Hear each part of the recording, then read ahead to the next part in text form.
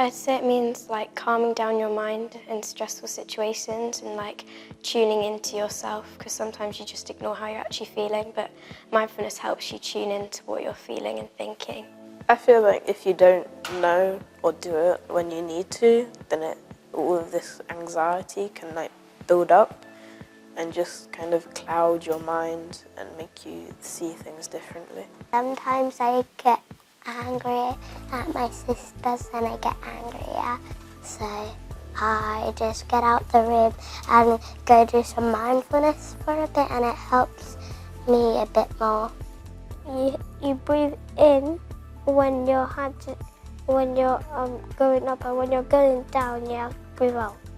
When you feel scared, you might think something's off to get you, but it's not really actually, but it's just your mind and you just worry about it, but it's not true. Children are coming in with a lot more issues, so we're seeing a lot of children coming as young as 4, already dealing with stress, low moods, anxiety. I've used it when I've been revising for tests, and sometimes I find it a bit overwhelming, and it helps me focus on the question more.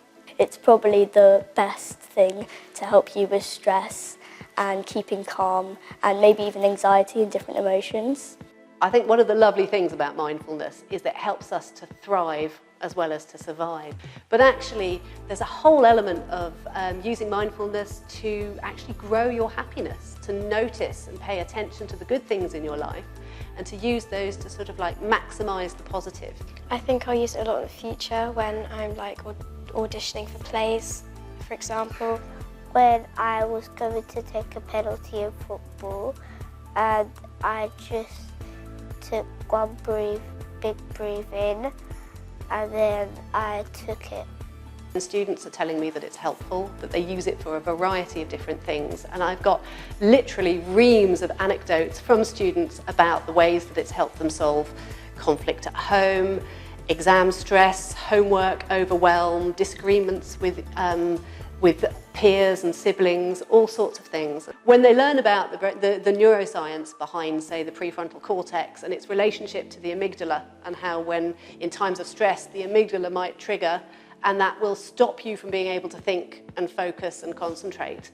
And when they understand that, it's almost like you get this penny drop moment with the kids. Wouldn't it be wonderful if teachers just started with themselves? Because I think in this profession we put people before ourselves, and that quite naturally, the kids we have to get through this, they have to be all right, and actually there's so many people I know in the profession that are really on burnout. Teaches us to be kind to ourselves, and helping others as well in a good way. And I think it would improve the quality of life, for at least about work-life balance.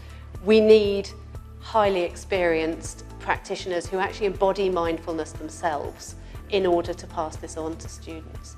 Even if you were quite young, I think it would really improve your knowledge in not just mindfulness, but also helping yourself and your mental health and making sure that you're always okay before helping others.